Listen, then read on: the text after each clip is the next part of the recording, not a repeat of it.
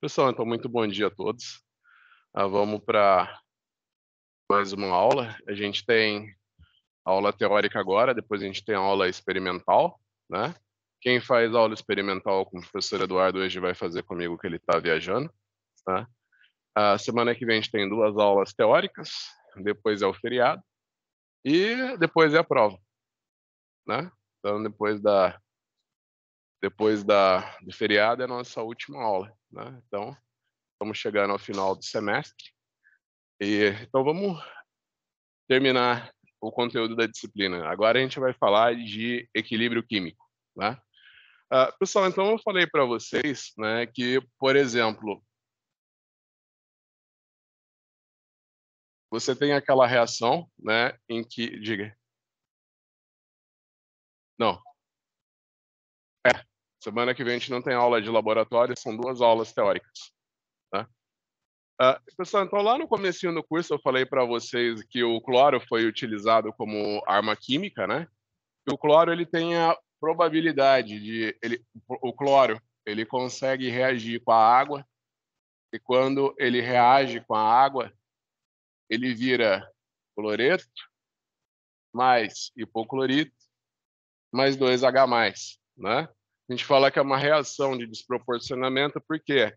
Porque o cloro ele está no estado de oxidação zero, ele vai para uma espécie que está no estado de oxidação -1 e uma espécie que está no estado de oxidação +1, né? Ele muda para 2 outras espécies, uma com estado de oxidação mais alto, uma com estado de oxidação mais alto e outra com um estado de oxidação mais baixo, né? Se a gente for escrever a constante de equilíbrio dessa reação, você sempre vai escrever produtos sobre reagentes. Então você vai escrever cloreto, que multiplica a concentração de hipoclorito, que multiplica a concentração de H+, isso daqui você eleva ao quadrado, porque é 2H+, o produto da reação. Isso daqui você vem e divide pela concentração do reagente. Então vai ser sempre produtos sobre reagentes é igual à constante de equilíbrio, né? Você pode imaginar o seguinte, a gente fala que a gente pode deslocar essa reação dos reagentes para os produtos ou dos produtos para os reagentes, né? Então, você imagina que o que pode acontecer? Fala assim, se a gente tirar produtos, a gente desloca dos reagentes para os produtos, né? Se a gente adicionar produtos, a gente desloca dos produtos para os reagentes, né? Agora, você imagina que átomos, moléculas são muito pequenas, então você imagina que como é que você vai tirar uma molécula do meio reacional, né? Então você pode imaginar que aqui você tem H+. Você sabe que H+ reage com OH- para dar água, né? Então, você imagina que se eu tornar essa reação alcalina, se eu fizer essa reação em meio alcalino, eu vou deslocar ela dos reagentes para os produtos, né? Se eu fizer essa reação, se eu colocar hipoclorito em meio ácido, eu vou aumentar a concentração dos produtos e eu vou deslocar essa reação dos produtos para os reagentes, né? Então, é aquela historinha que eu já contei para vocês, né? No passado, o pessoal queria limpar muito bem a casa, misturava ácido muriático com alvejante. Aí o que acontecia? Você deslocava essa reação dos produtos para os reagentes. Então tinha gente que colocava um balde com água sanitária, jogava ácido muriático. Quando fazia isso daqui, já via levantar aquela nuvem esverdeada do balde, que era o gás cloro, né? Aí a pessoa respirava o gás cloro e com certeza passava muito mal, né? Já que você respira o cloro é um agente oxidante forte, ele vai oxidar todo o teu sistema respiratório, tá? Então, esse é um exemplo de equilíbrio químico. Você pode tratar todas as reações como equilíbrios químicos, né? Então, por exemplo, a gente vai ver o último tópico que a gente vai ver nessa disciplina, né? Por exemplo, o equilíbrio ácido-base, tá? Você tem, por exemplo, o ácido acético.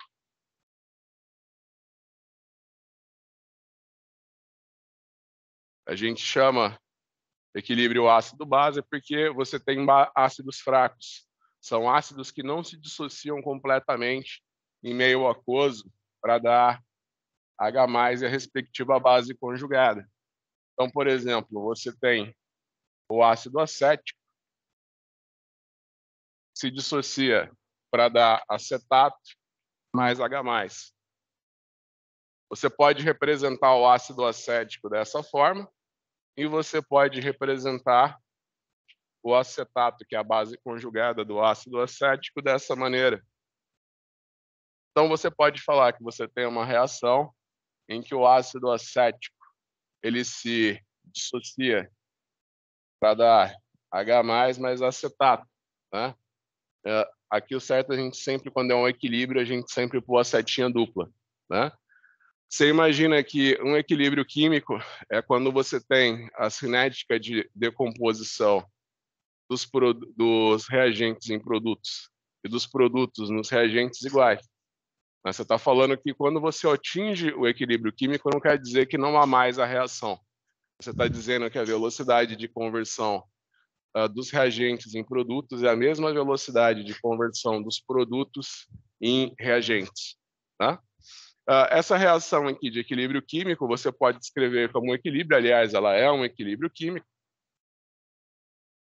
Então, você pode vir e pode descrever a concentração do acetato vezes a concentração do H+, dividido pela concentração do ácido acético. Isso daqui é igual a Ka, que é uma constante de equilíbrio. Só que como se trata de um equilíbrio ácido-base, você vai chamar de Ka, que é a constante de dissociação ácida, né? Então, esses daqui são alguns exemplos de equilíbrios químicos que a gente tem. A gente tem também, por exemplo, os equilíbrios de precipitação.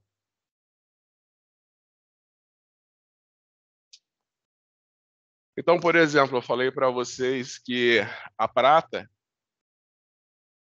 ela tem a prata, ela forma haletos insolúveis, né? Só existem 3 cátions na tabela periódica que formam haletos insolúveis, tá? Você pode imaginar que todos os cloretos são solúveis, exceto os cloretos de chumbo, mais 2, não só cloretos, né? Todos os haletos, né? E o mercúrio 1. Então, você imagina que todos os sais que têm haletos, eles são solúveis, exceto se forem sais de chumbo, de prata e de mercúrio, né? Então, a gente tem o equilíbrio de precipitação, que é quando a gente tem um sal insolúvel em água, né? Então, por exemplo, eu tenho o cloreto de prata, que é insolúvel, ele vai se dissociar para dar o respectivo cátion e o respectivo ânion. Se eu for escrever essa constante de equilíbrio, eu vou escrever sempre produtos sobre reagentes. Então, eu vou escrever que a concentração da prata multiplicada pela concentração do cloreto dividido pela concentração do cloreto de prata. Isso aqui é igual a uma constante de equilíbrio que eu vou chamar de KPS. É um equilíbrio, mas é um equilíbrio de solubilidade, então eu vou chamar de KPS. Só que tem um detalhe. Você imagina que eu estou escrevendo aqui as concentrações. Você imagina que a concentração de um sólido não muda, né? A concentração do sólido é constante, né? Afinal de contas, ele é um sólido. Então, eu posso suprimir da equação o sólido. A concentração dele não vai mudar, vai ser sempre constante. Então, quando se trata de um equilíbrio de precipitação, eu posso escrever a prata, que reage com o cloreto, é igual ao produto de solubilidade, tá? Então, outro equilíbrio químico, só que agora é um equilíbrio de precipitação, tá? É um equilíbrio químico, só que de precipitação.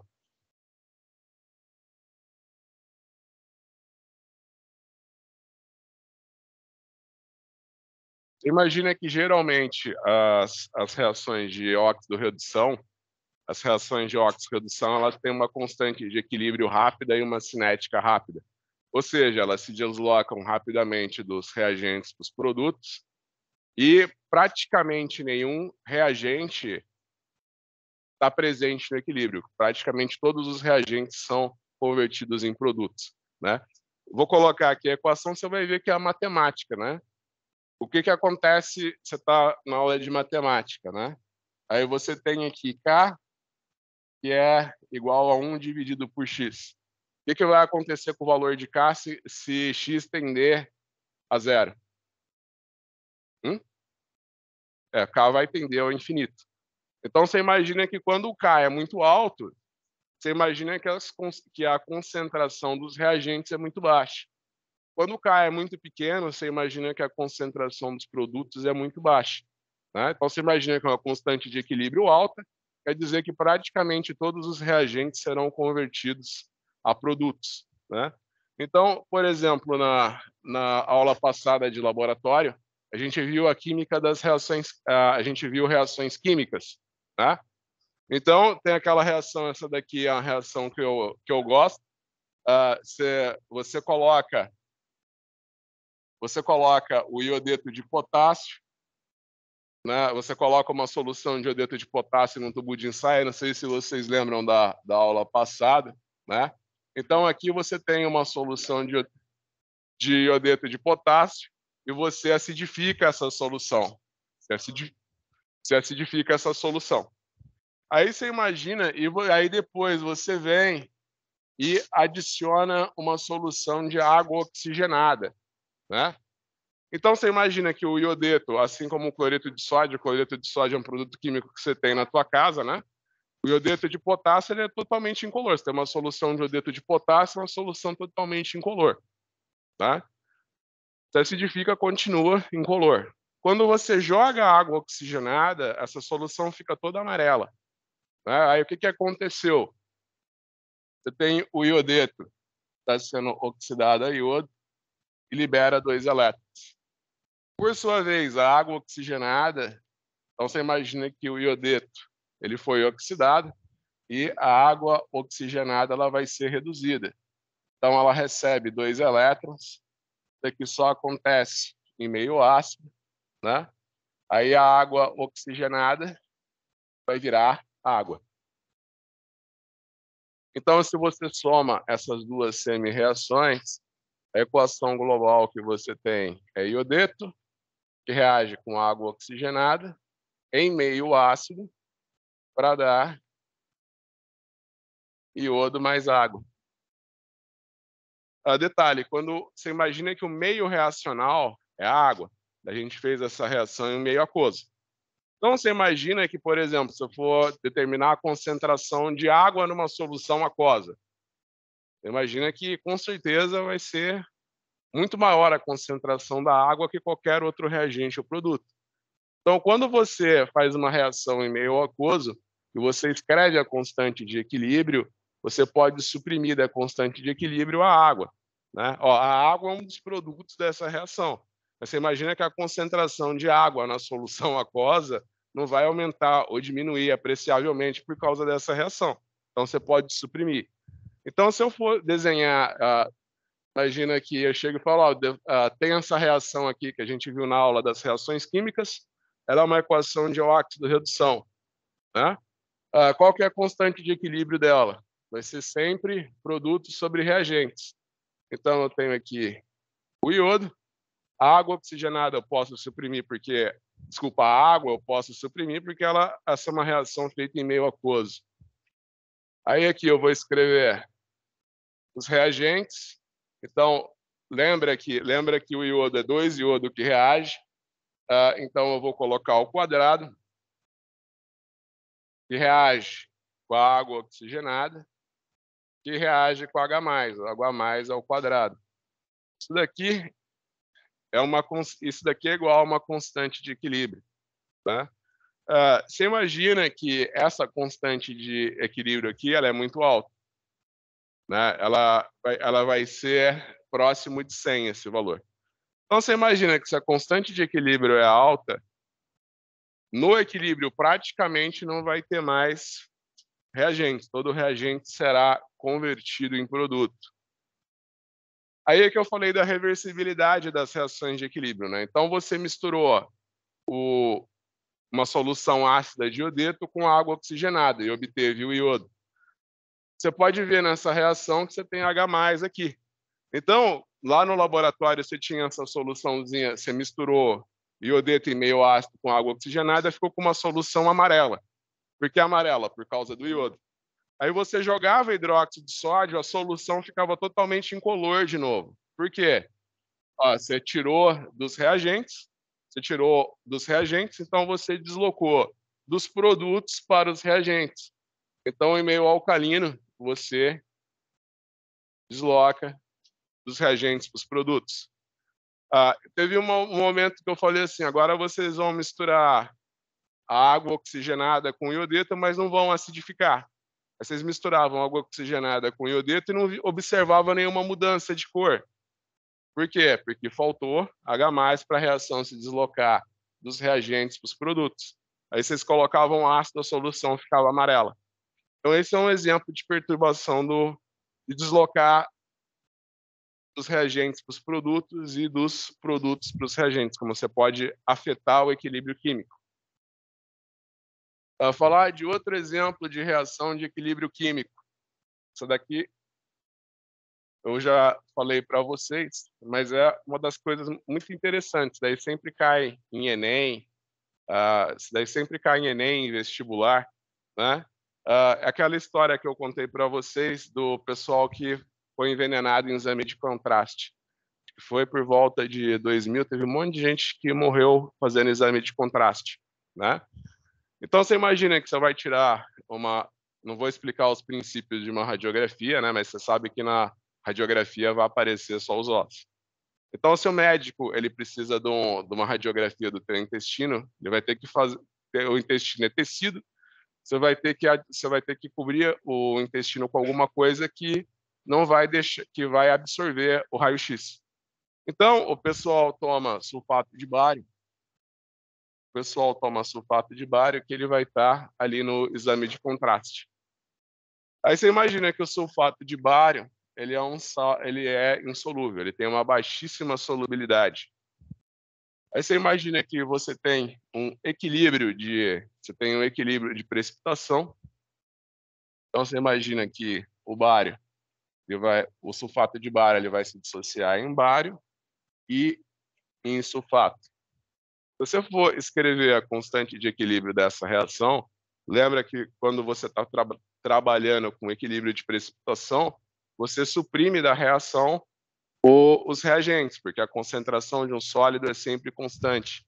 Então você vai vir aqui e vai escrever concentração do bário e multiplica a concentração do sulfato é igual à constante de precipitação, tá?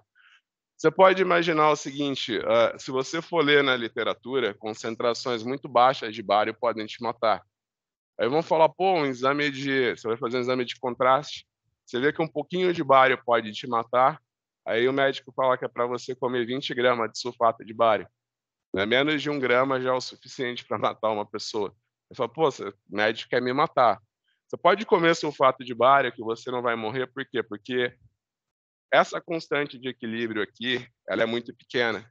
Você imagina que essa constante de equilíbrio aqui é da ordem de 10 a menos 10.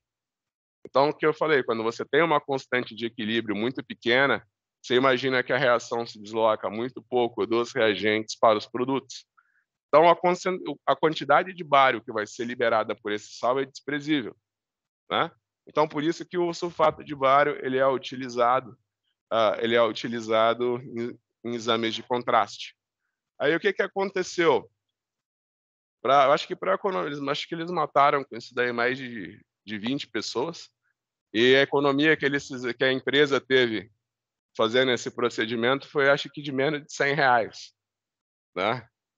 O que eles tiveram a ideia brilhante de comprar carbonato de bário, porque ele é bem mais barato que o sulfato de bário. Aí compraram o carbonato de bário e tentaram reagir ele com ácido sulfúrico, né? E tentaram reagir ele com ácido sulfúrico para fazer o sulfato de bário, né? Então, se a gente for escrever essa reação por partes, né? Você deve estar lembrado que é uma propriedade dos carbonatos eles reagirem com ácido para formar CO2 e água, né? Então, você imagina que o produto dessa reação seria CO2, sulfato de bário,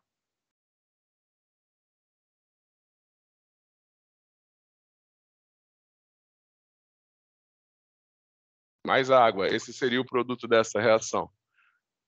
Só que eu não sei se você lembra lá do comecinho do curso, lembra que eu falei para vocês que todos os sulfatos são solúveis, exceto o sulfato da família 2A e o sulfato de chumbo. Então, todos os sulfatos são solúveis, exceto o sulfato da família 2A e de chumbo. Então, por exemplo, se você vê sulfato de magnésio, é um sal insolúvel. Sulfato de cálcio é um sal insolúvel. Sulfato de bário é um sal insolúvel. Sulfato de chumbo é um sal insolúvel, né? Na verdade, quando eu falo que é insolúvel, você imagina que você tem um equilíbrio de solubilidade, você imagina que a constante de precipitação desses sais é muito baixa, né? Quer dizer que eles têm baixa solubilidade. Aí o que aconteceu? Eles reagiram carbonato de bário com ácido sulfúrico, só que quando essa reação acontece, você forma uma camada de sulfato de bário que é insolúvel, né, em cima do carbonato de bário. Então a reação não se processa por completo. Então eles produziram um exame de contraste que tinha carbonato de bário junto com sulfato de bário. Aí vem assim, mas não tem importância porque o carbonato de bário ele é mais insolúvel ainda que o sulfato de bário. Então você pensa que se você for falar, ó, você tem o bário que reage com o carbonato para dar o carbonato de bário. Se você for escrever essa reação, você vai escrever carbonato de bário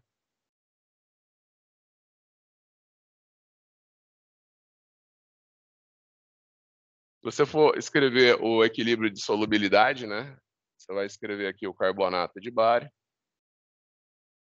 Ele vai se dissociar para dar bário mais carbonato. Se você for escrever o equilíbrio de solubilidade, você vai escrever a concentração de bário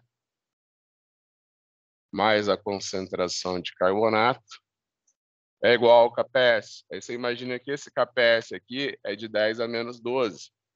Aí você vai falar, pô, é mais insolúvel ainda que o sulfato de bário, né? Então você imagina que ele é mais insolúvel ainda que o sulfato de bário, só que tem um problema. Lembra que o carbonato, ó, eu coloquei até nesse quadro, lembra que os carbonatos, eles reagem com os ácidos para dar CO2 e água. Então, o que acontece?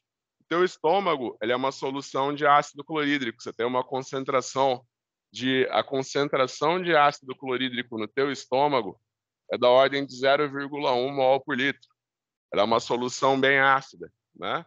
Todo mundo que já bebeu demais e vomitou sabe disso, né? Quando vomita, parece que está queimando tudo a garganta. É o ácido do teu estômago que está queimando a tua garganta, né? Então, é uma solução bem ácida o suco gástrico.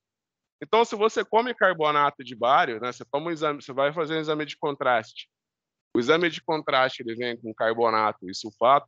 Né, esse carbonato vai reagir com o ácido do teu estômago, vai virar CO2 e água, e vai deslocar o equilíbrio completamente dos reagentes para os produtos, né?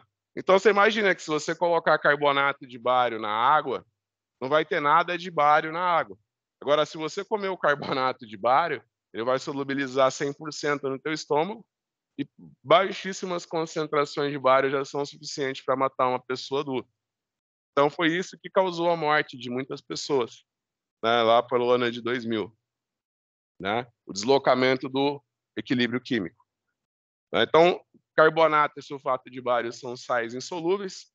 Você pode comer sem nenhum problema sulfato de bário para o exame de contraste, apesar do bário ser extremamente tóxico. Por quê? Porque a solubilidade do sulfato de bário é muito baixa. O tanto de bário que o sal vai soltar não é o suficiente para te causar danos à sua saúde. Agora, por sua vez, o carbonato, apesar dele ser mais insolúvel ainda, o ácido que tem no teu estômago vai deslocar o equilíbrio dos reagentes para os produtos, né? E se você comer carbonato de bário, você vai morrer.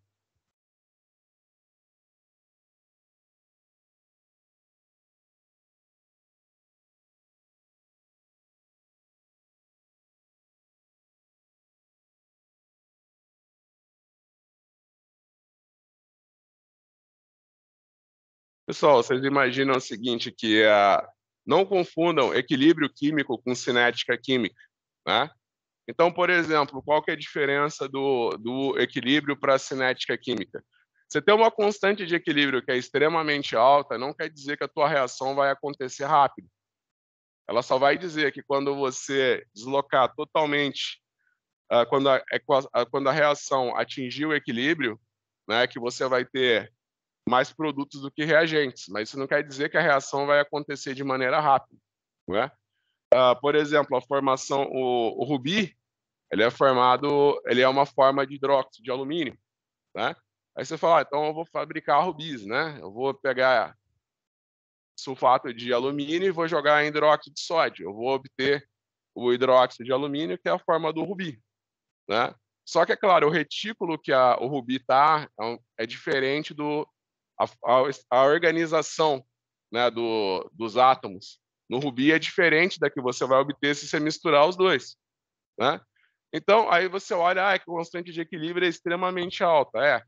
Mas até essa reação se completar, né, de se misturar sulfato de alumínio com hidróxido de sódio, de se obter um rubi, vai demorar alguns milhões de anos.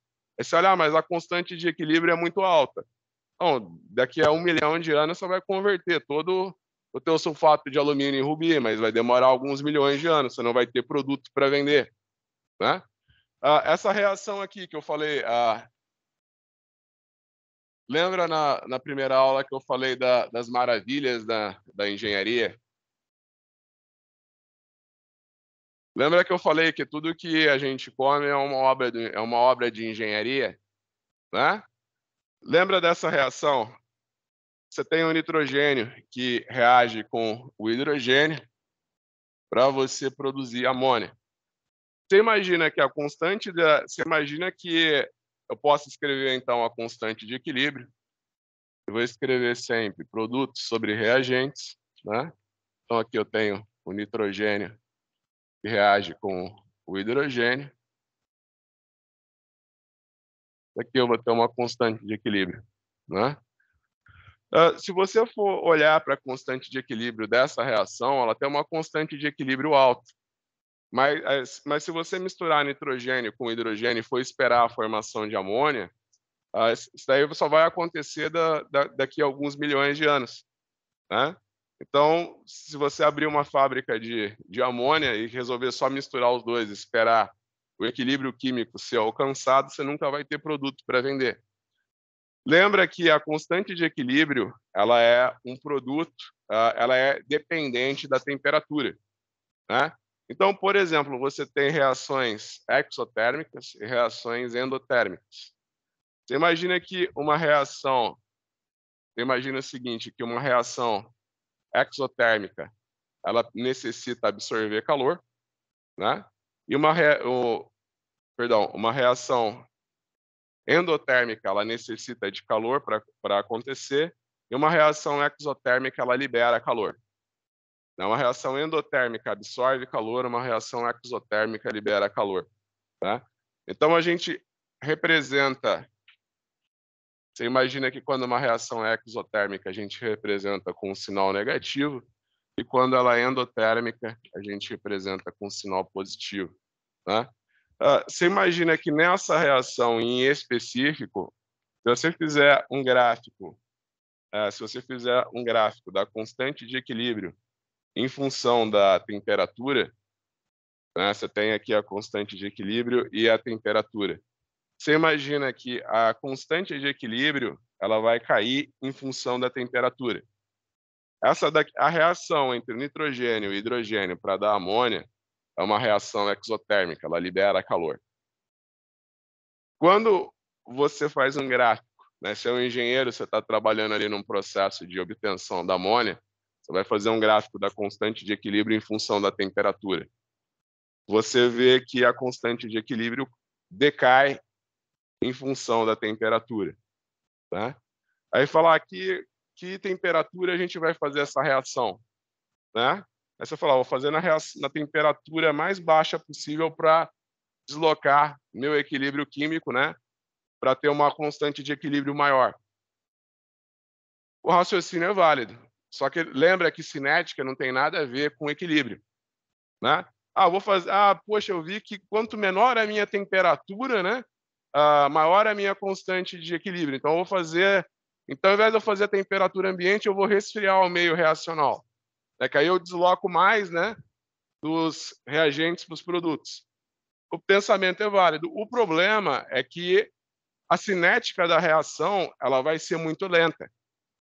Lembra que constante de equilíbrio não tem nada a ver com a cinética. Você imagina que quanto menor a tua temperatura, mais lenta a cinética. Então, se você trabalhar a temperaturas ambientes, por exemplo, a cinética vai ser tão lenta que a tua fábrica nunca vai ter produto para vender. Então, o processo é feito a altas temperaturas. A altas temperaturas você tem uma constante de equilíbrio menor, mas você tem uma cinética química maior. Isso daí, então, para um processo industrial, não adianta você ter alto rendimento.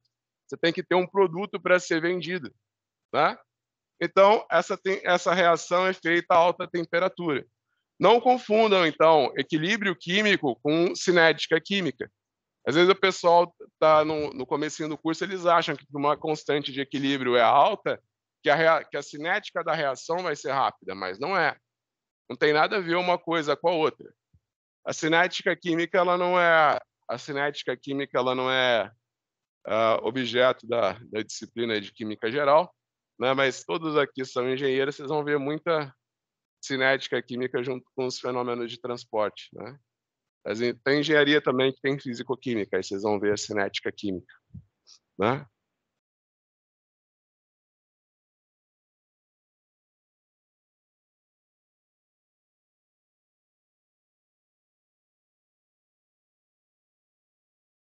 Ó, eu coloquei uma listinha para vocês no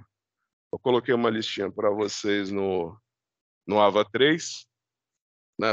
Foram só 3 listas durante o semestre, né? Então a gente tem L1, L2, L3. Então a gente vai fazer agora um exercício de equilíbrio químico. Aqui a gente tem a constante de equilíbrio.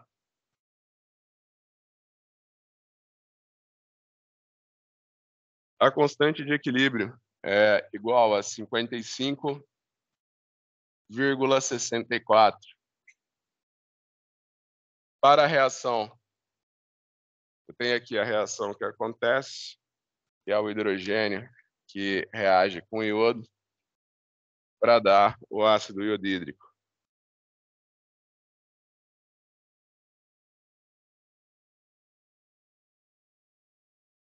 Então você imagina que você pode escrever como é que você escreve a constante de equilíbrio dessa reação? Você vai escrever produtos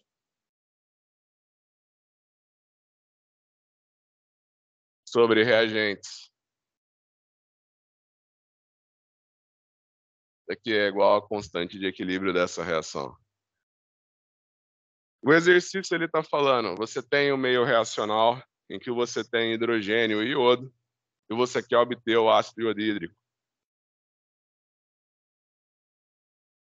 Ele está falando que essa reação ela foi feita a uma temperatura de 425 graus Celsius. Lembra que a constante de equilíbrio é diretamente relacionada com a temperatura, né? Então, a constante de equilíbrio, ela muda em função da temperatura. Então, quando eu falar, eu tenho a constante de equilíbrio tanto, eu tenho que especificar a temperatura. Aí ele está falando, se 0,13 mols de hidrogênio e iodo são colocados em um frasco de 25 litros, então ele está falando que eu tenho o número de mols de iodo igual ao número de mols de hidrogênio. Isso daqui é colocado num recipiente de... E o número de mols de iodo e de hidrogênio são iguais a 0,13 mols. E ele está falando que o recipiente que essa reação vai acontecer é um recipiente de 25 litros. Ele quer saber quais serão as concentrações de iodo, de hidrogênio e do produto, que é o ácido iodídrico, quando essa reação atingir o equilíbrio químico.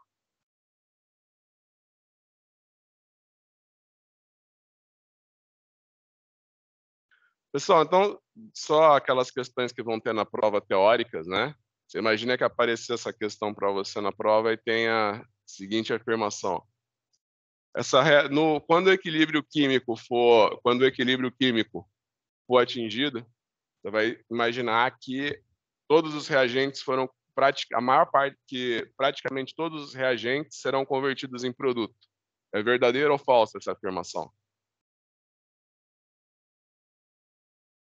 É verdadeira por quê? Porque a constante de equilíbrio é muito alta. Quando eu falo numa constante de equilíbrio alta, eu estou falando num valor maior do que 1. Quando o valor da constante de equilíbrio é maior do que 1, você já imagina que a reação vai se deslocar quase totalmente dos reagentes para os produtos. Aí eu coloco, como a constante de equilíbrio é muito alta, você imagina que essa reação vai acontecer rapidamente. É verdadeiro ou falso? É falso, você não tem como saber. Não quer dizer que a constante de equilíbrio é extremamente alta, isso não quer dizer que a reação vai acontecer de maneira rápida. Às vezes a constante de equilíbrio é baixa, mas a reação tem uma cinética rápida, né? Então você não tem como saber isso daí. Não confundam nunca cinética com equilíbrio químico. Eu lembro quando eu fiz a cinética química na faculdade, o exemplo que a professora dava era isso, né? Você fez só o equilíbrio químico, aí você você decidiu abrir sua empresa, aí você colocou todo o teu processo de maneira a ter o maior rendimento, né? Até a maior constante de equilíbrio. Só que aí depois que você fez todo o processo, você descobriu que você não vai ter produto para vender, porque a cinética ficou muito lenta, né? Então você imagina que o engenheiro ele trabalha sempre com a cinética e com equilíbrio. Ele quer ter uma constante de equilíbrio alta para ter a conversão dos reagentes em produtos, mas ele também tem que ter uma cinética rápida para ele ter um produto para vender.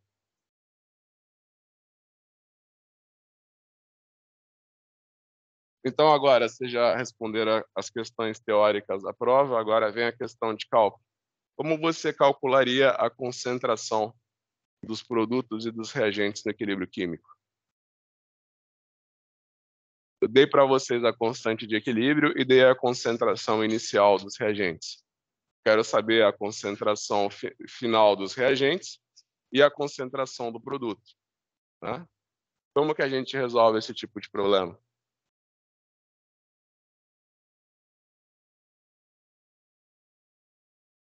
Quem não fez isso no ensino médio não tem problema, a gente vai aprender agora, né? Mas geralmente resolve isso daqui com aquelas tabelinhas IVQ, né?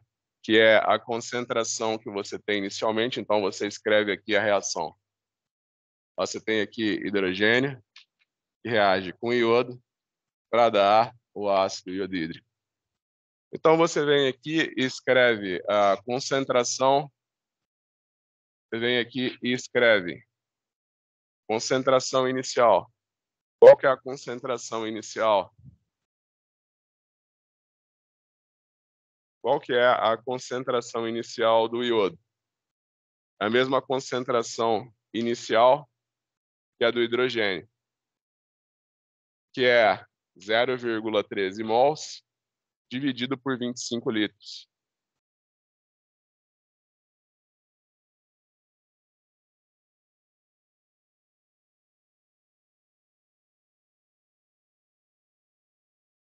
Vou colocar aqui os 25 litros. Isso daqui vai te dar uma concentração de 5,2 vezes 10 a menos 3 mols por litro.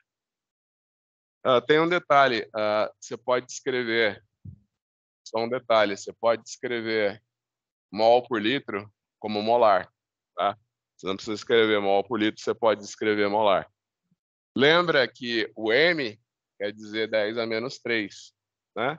Então, você não precisa escrever 10 a menos 3 mol por litro, você pode escrever só milimolar. Então, você imagina que a concentração inicial de hidrogênio é 5,2 milimolar. A concentração do iodo é 5,2 milimolar. Concentração inicial.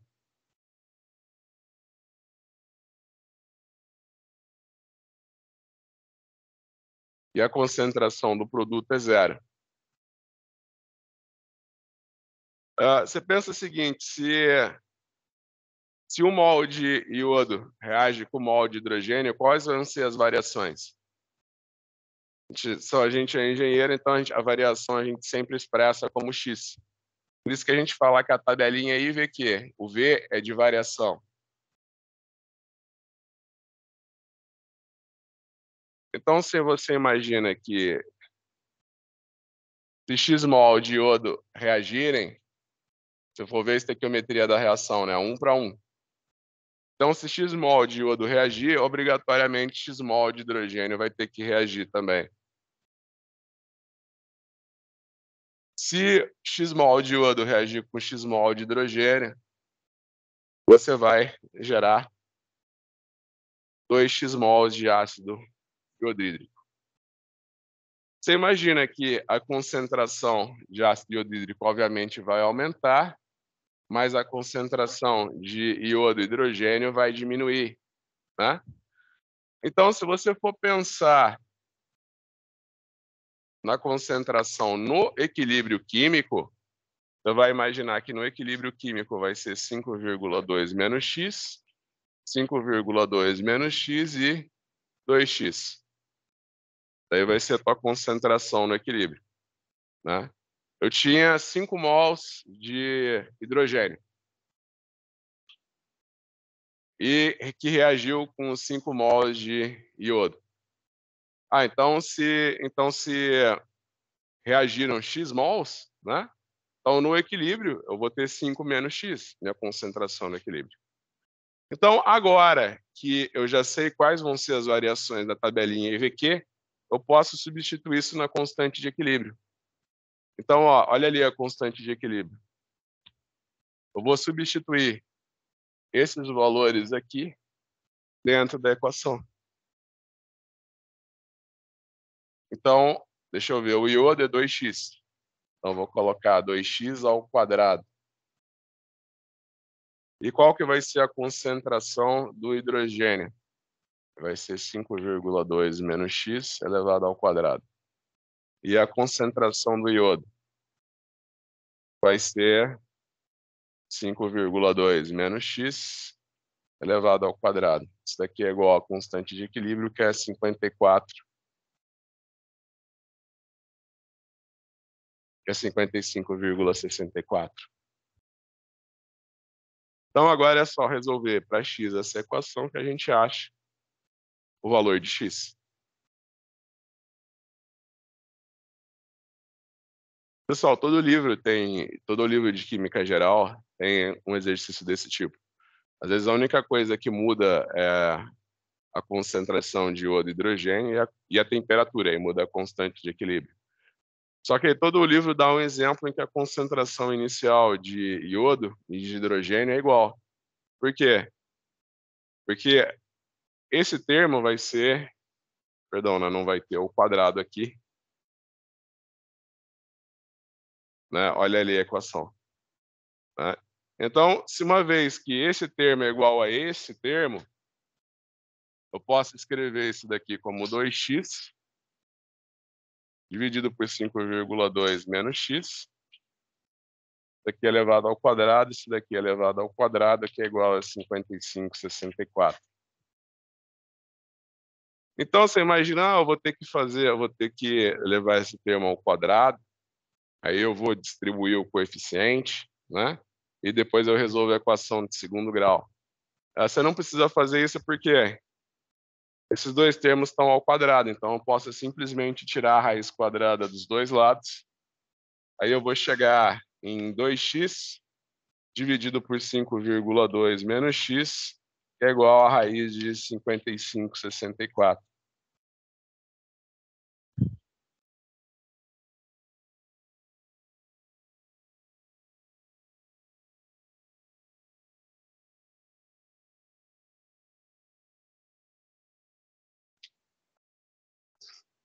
Então você vai chegar em 2x, que é igual a raiz de 55,64, que multiplica 5,2 menos x.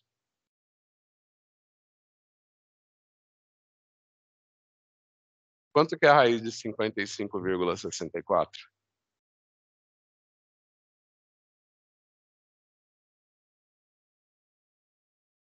Vou colocar 7,46 então. Então você tem 7,46 vezes 5,2 milimol menos 7,46 vezes x é igual a 2x. Então você imagina que esse termo é menos, ele vem para cá como mais. Então você tem 7,46 mais 2, que multiplica x. Quanto que é 7,46 vezes 5,2?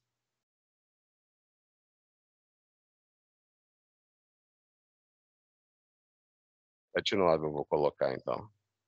Então você tem que x é igual a 38,79 milimolar. Então, você vai dizer que x é igual a 38,79 milimolar dividido por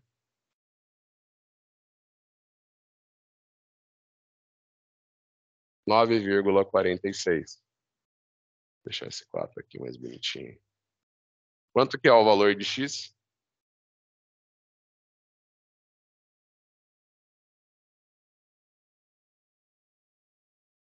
O valor de x é 4.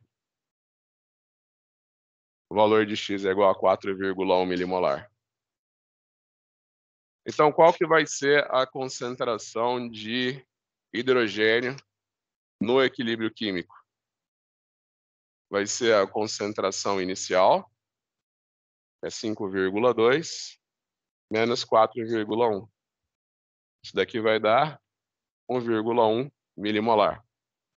Aqui também vai ser a mesma concentração do iodo no equilíbrio químico, né? Concentração inicial e final do hidrogênio e do iodo vai ser a mesma, né? Você imagina que nesse exercício em específico a concentração inicial deles era a mesma, então a concentração final também será a mesma. E qual que vai ser a concentração do ácido iodídrico?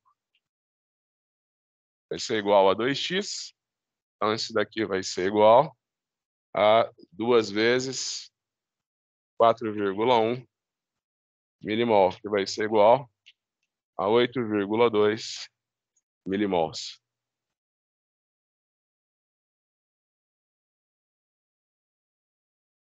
Certo? Então, aqui um exemplo de como resolver o equilíbrio químico.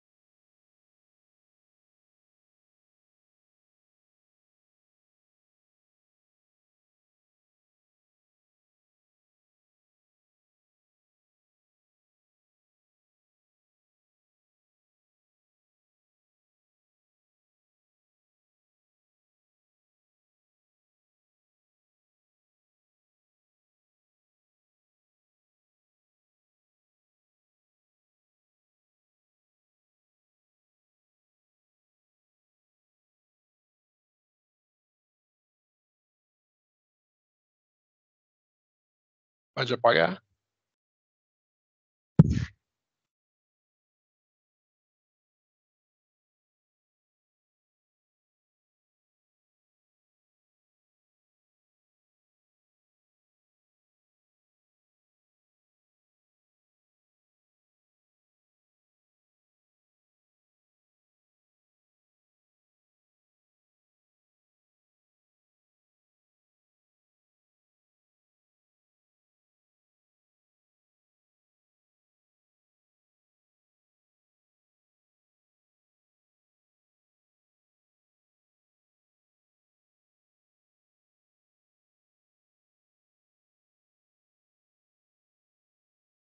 Agora a gente tem outro problema de equilíbrio químico, que é a decomposição do pentacloreto de fósforo em tricloreto de fósforo e gás cloro. Nessa questão, ele está falando que você tem uma concentração inicial. Ele está falando que a tua concentração inicial de pentacloreto de fósforo é tua concentração inicial de pentacloreto de fósforo é igual a 0,092 molar.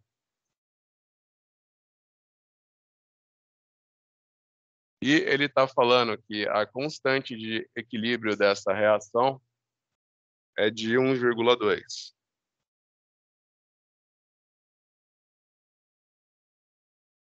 Pessoal, antes de você fazer qualquer conta, você acha que essa reação vai se deslocar mais dos reagentes para os produtos ou dos produtos para os reagentes? Você acha que quando essa equação atingir o equilíbrio químico, você vai ter mais tricloreto de fósforo ou pentacloreto de fósforo?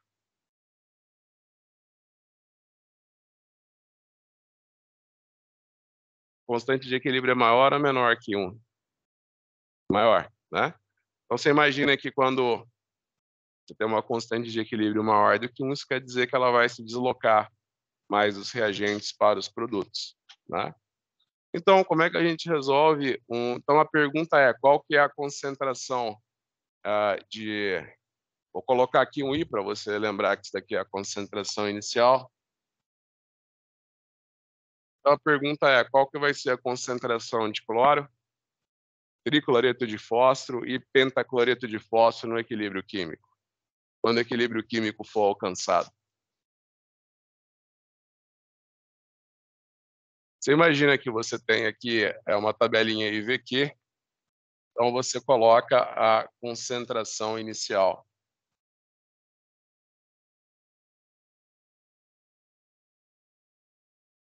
Então você coloca a concentração inicial.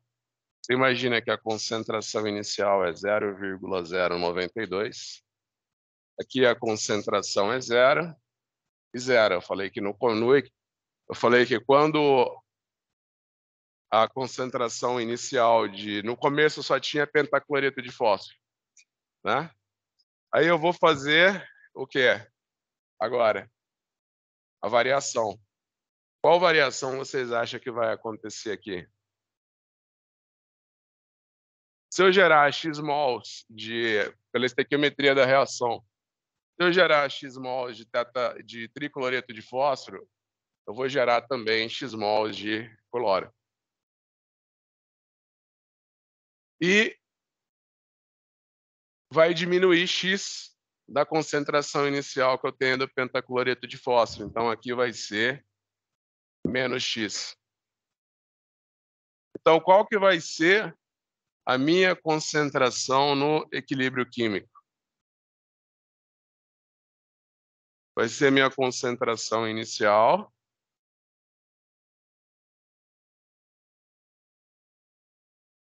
X e X.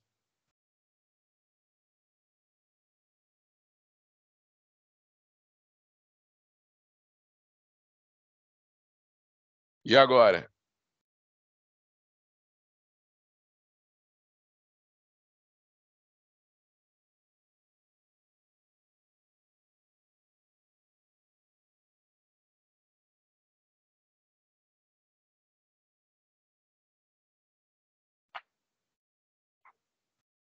Ó, você escreve sempre a equação do equilíbrio químico.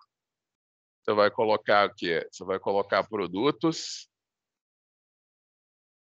Como que você escreve a equação do equilíbrio químico? Produtos sobre reagentes.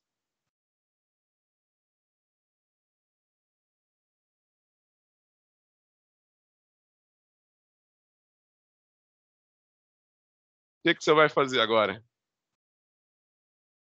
Você vai substituir na equação do equilíbrio químico. Então, você vai colocar x, que multiplica x, dividido por 0,92, menos x, que é igual a k. Você vai chegar em x ao quadrado, dividido por 0,92 menos x, que é igual a k. Então, você imagina que agora é só você pegar dividendo e multiplicar por k. Então, você vai chegar em x ao quadrado, que é igual a 0,92 menos x, que multiplica k. Só para ver se vocês estão prestando atenção. Certo? 0,092.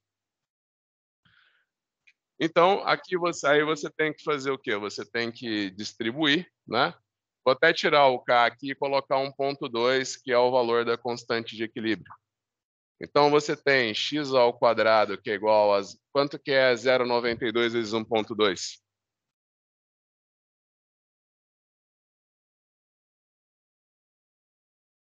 Vamos pôr só 0,11.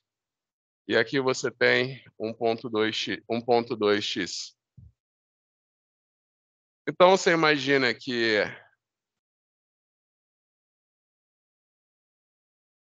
agora você pode deixar a equação igual a zero para resolver com a fórmula de Bhaskara.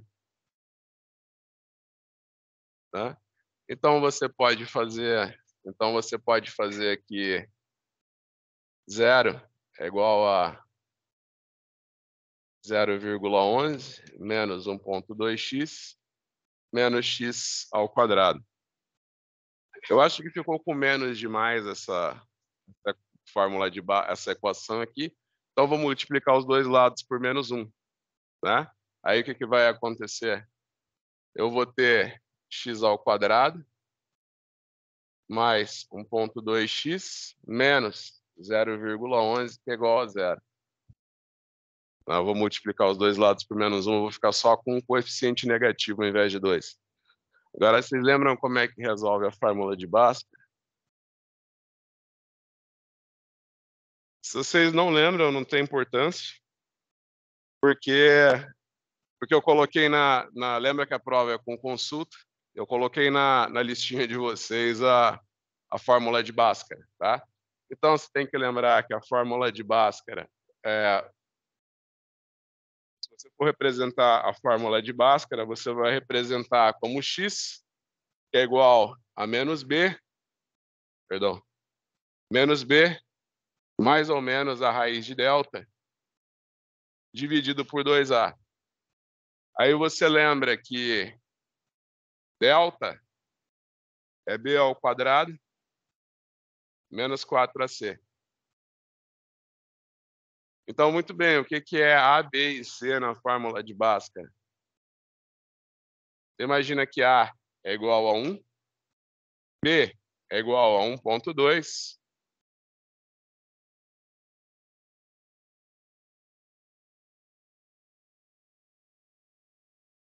e C é igual a 0,11.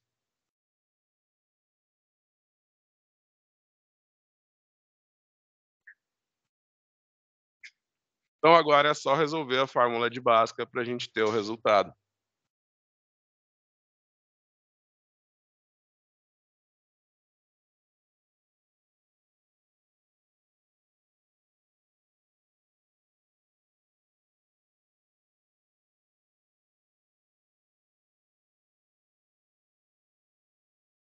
Pessoal, tem um site depois eu vou colocar ali no Teams para vocês.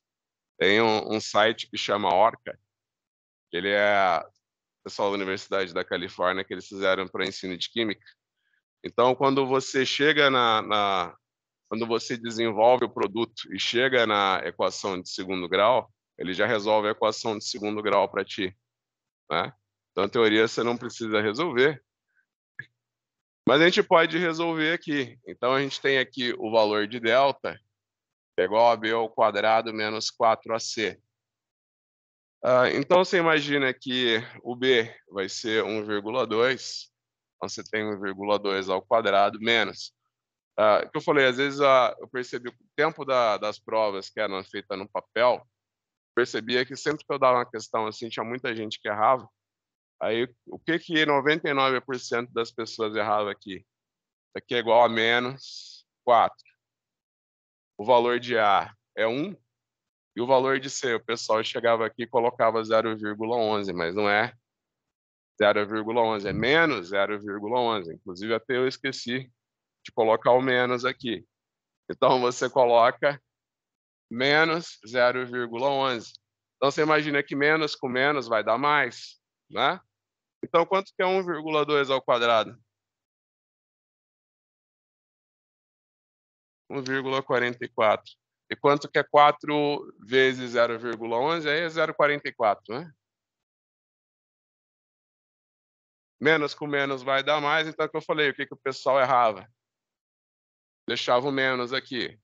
Aí, ao invés de dar 1,88, dava 1.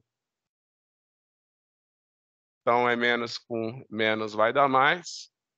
Daqui vai dar 1,88. Então, você tem raiz de 1,88, isso aqui vai dar quanto?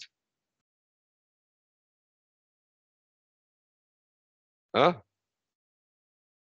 1,37? Perfeito.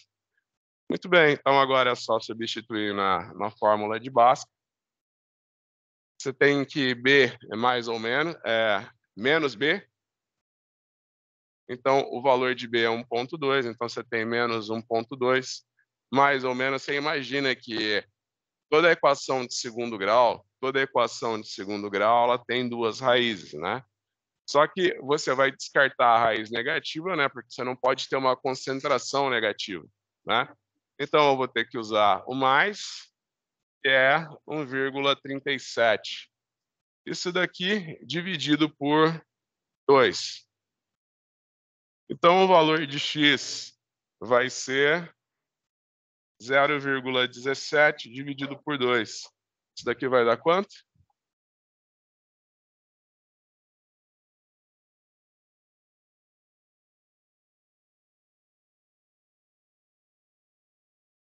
Certo?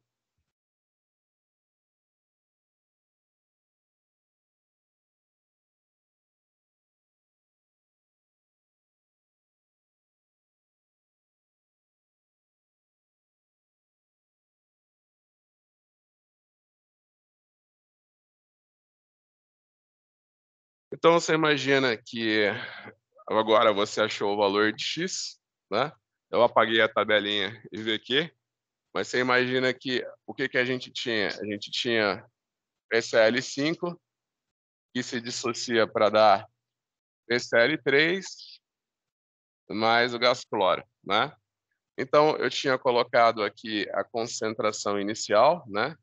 A gente pode dizer que a concentração inicial eu chamo de F, depois eu substituo numericamente, né? E a concentração dos produtos era zero. A variação foi menos X, X e X, né? No equilíbrio químico, a concentração final é F menos X, X e X. Então, agora eu já sei o valor de X, qual que vai ser a concentração de pentacloreto de fósforo? Vai ser a concentração inicial, 0,092, menos X, 0,085. Aqui vai dar quanto?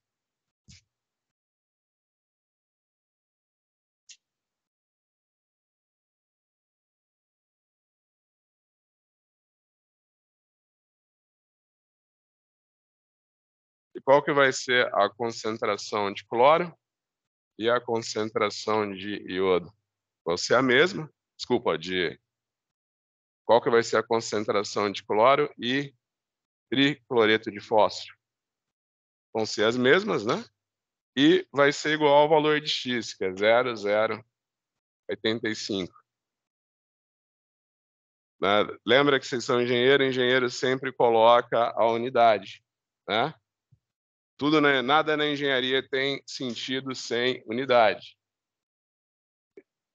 Espero que esse exemplo tenha servido para que vocês tenham se convencido que quando a constante de equilíbrio é maior do que 1, você sempre vai deslocar o equilíbrio, ele sempre vai se deslocar quase que totalmente dos reagentes para os produtos.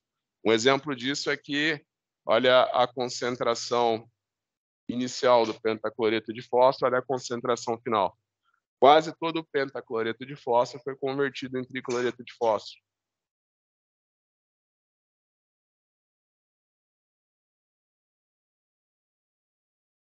Certo? Vocês vão acertar os equilíbrios na prova?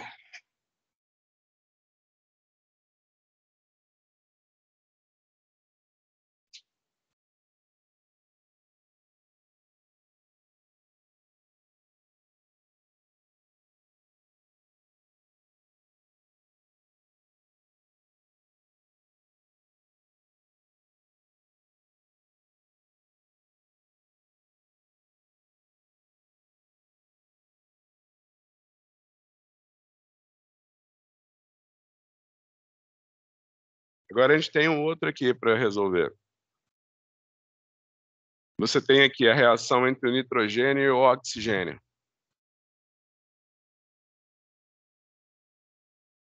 Todo mundo copiou tudo já?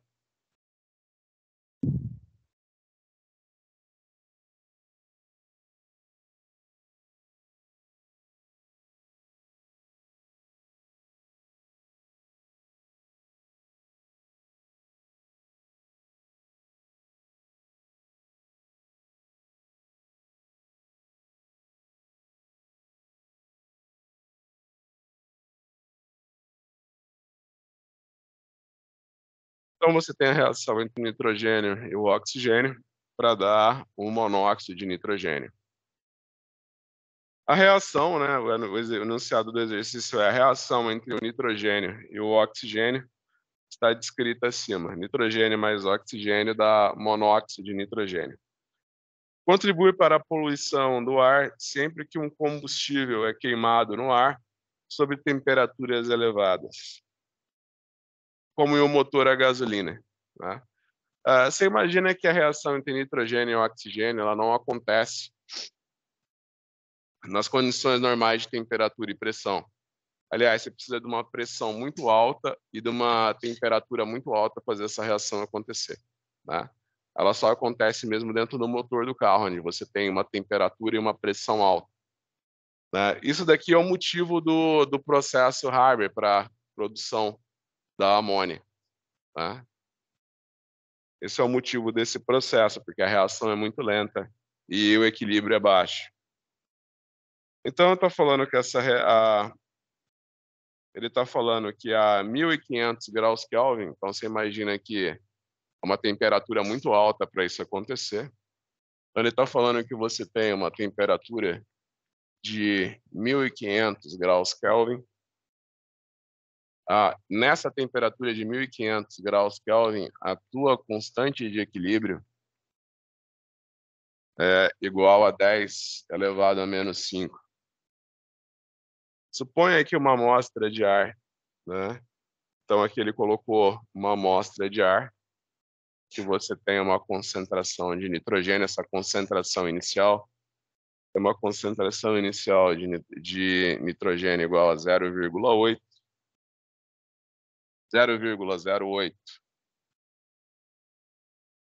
mol por litro, eu vou representar como molar. Você tem uma concentração de nitrogênio igual a 0,02 molar. Ele quer que você ele quer que você diga no equilíbrio químico qual que vai ser a concentração de nitrogênio. Troquei um aqui. É o oxigênio que é 0,02. Ele quer que você diga no equilíbrio qual que vai ser a concentração de nitrogênio, qual que vai ser a concentração de oxigênio e qual será a concentração de monóxido de nitrogênio.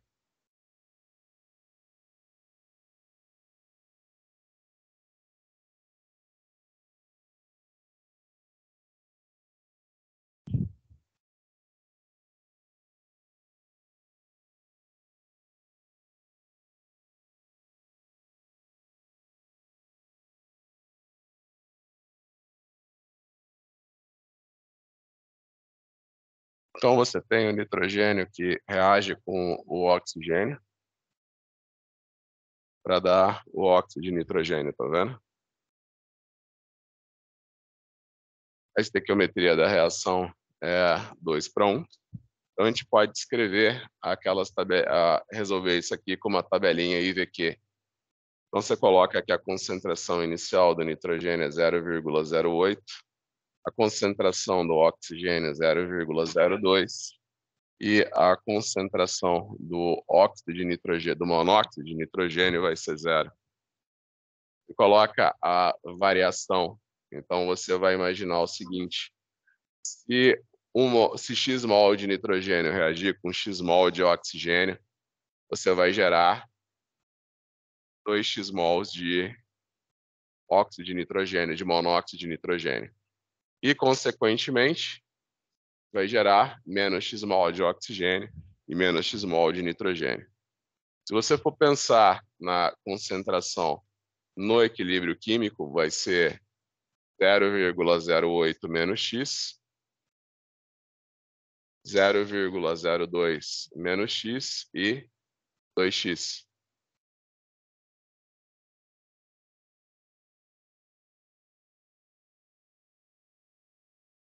Está muito retos os traços da tabela, mas é para vocês não confundirem. Então agora basta você substituir na tabela na equação do equilíbrio químico. Então você vai escrever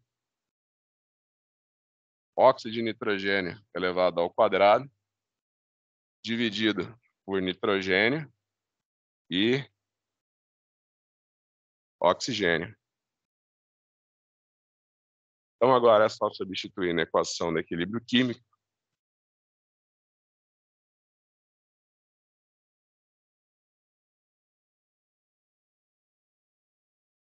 Então quando você substitui o óxido de nitrogênio vai ser 2x ao quadrado.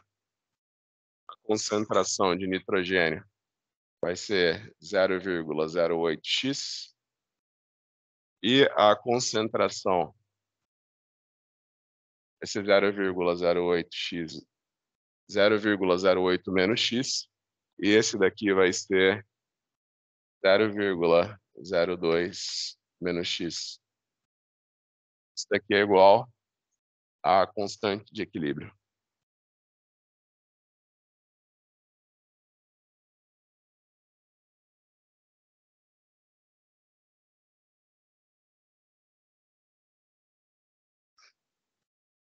Pessoal, vamos supor que você está fazendo a minha prova, é uma prova dissertativa, você já está meio de saco cheio, aí você fala: "Eu vou dar uma resposta aproximada, mas muito precisa". Então faz de conta que está fazendo a prova agora, eu te perguntei qual que vai ser a concentração de oxigênio no equilíbrio químico. O que que você responderia de maneira aproximada, mas bem precisa? Sem fazer nenhum cálculo.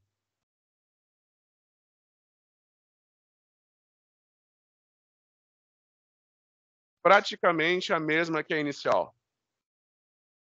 Se você colocasse, perguntei qual que vai ser a concentração de nitrogênio no equilíbrio. Se você coloca responder 0,08, eu não poderia dar errado, porque chegou muito próximo do valor exato. Mas por quê? Olha, a constante de equilíbrio é muito pequena. Se a constante de equilíbrio é muito pequena, você imagina que o valor de x vai ser muito pequeno.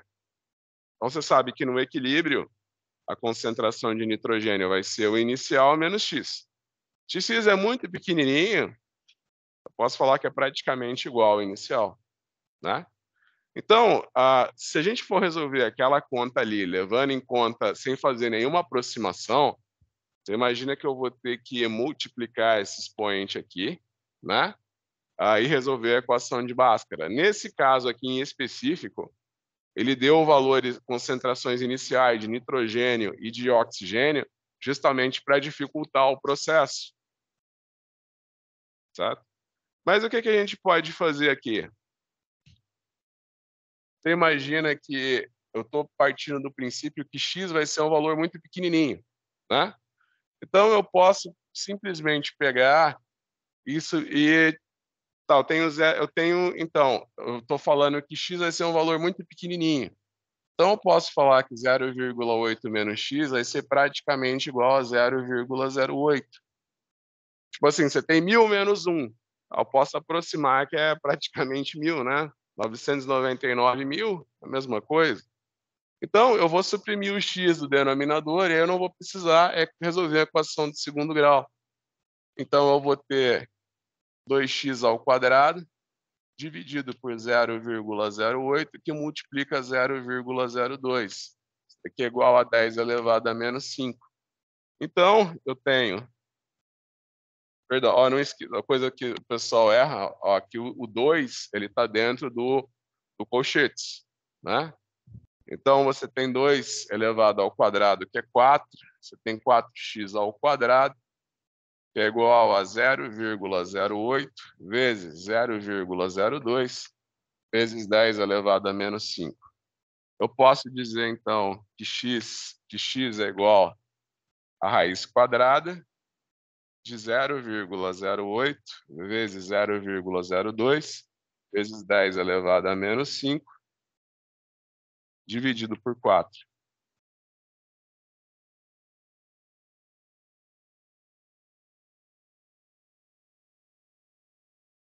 Você pode fazer 0,8 vezes 0,2, aí você abre o parênteses por causa do 10 a menos 5, né? E faz vezes 10 a menos 5. Resultado, você divide por 4, dá igual na calculadora, aí você faz a raiz desse valor.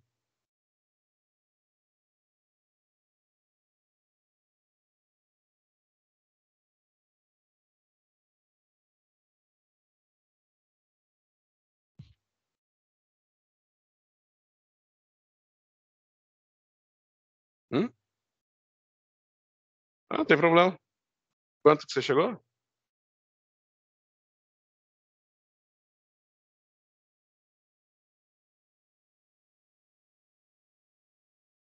Chegou no valor? Só que eu falei, às vezes na prova você não está com a calculadora científica, você não está com a calculadora científica,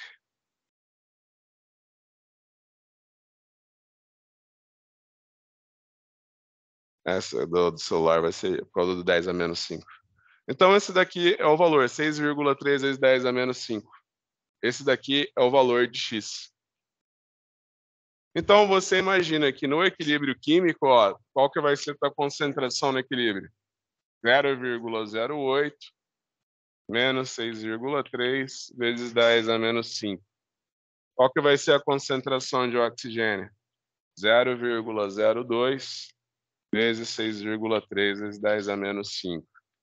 E qual que vai ser a concentração de dióxido de nitrogênio? Vai ser 2 vezes 6,3 vezes 10 a menos 5. A gente pode falar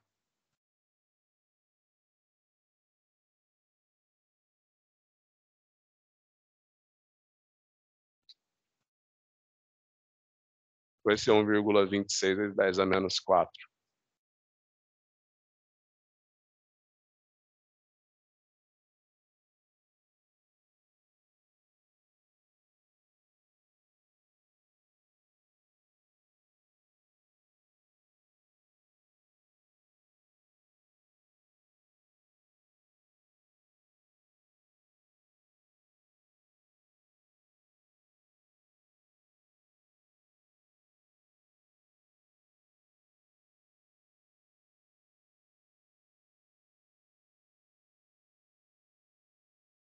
Pessoal, todo mundo vai acertar na prova as questões de equilíbrio químico?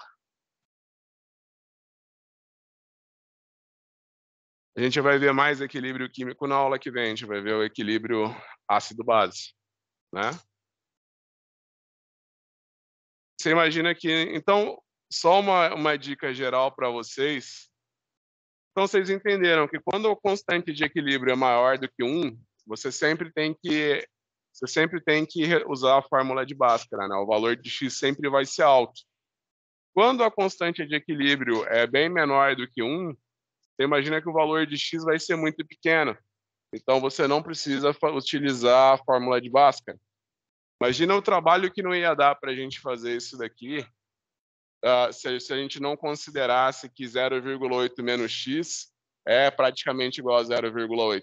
A gente ia ter que multiplicar aqui, né, distribuir, aí depois a gente ia ter que pôr na fórmula da equação da fórmula de Bhaskara, com aqueles números bem pequenininhos, e resolver através da fórmula de Bhaskara. Imagina que se eu não fizesse a aproximação, a gente ia gastar uma aula inteira só para fazer esse exercício aqui, né? Fazer manual passo a passo. Mas é isso, pessoal. Agradeço a atenção de vocês e quem faz aula com o Cividini hoje vai fazer aula comigo, né? Então, alguns eu vejo daqui a pouquinho, depois do intervalo.